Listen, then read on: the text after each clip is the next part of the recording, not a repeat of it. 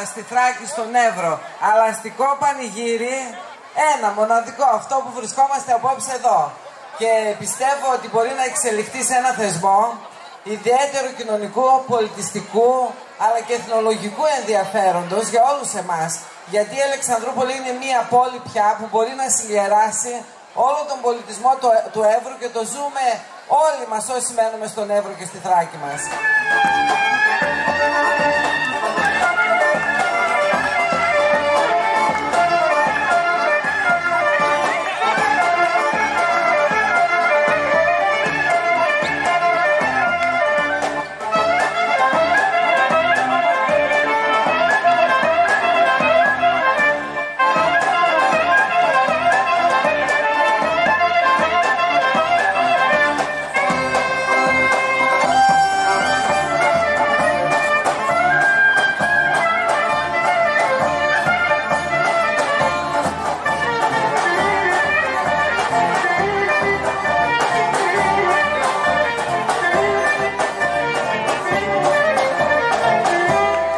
Απόψε έχουμε την τιμή και τη χαρά να έχουμε μαζί μας ένα σύλλογο από τη Μακεδονία.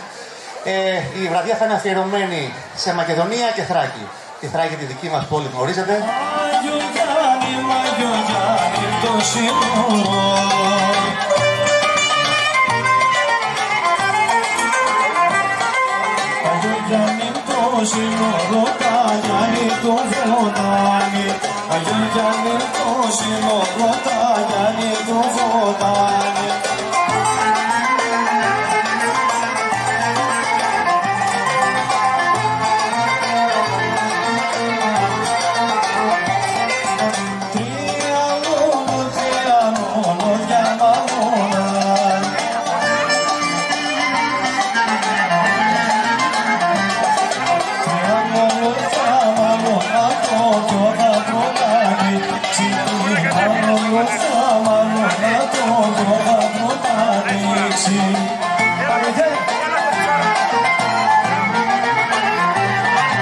Σας καλωσορίζουμε απόψε στη δεύτερη βραδιά του δεύτερου αστικού πανηγυριού της πόλης μας.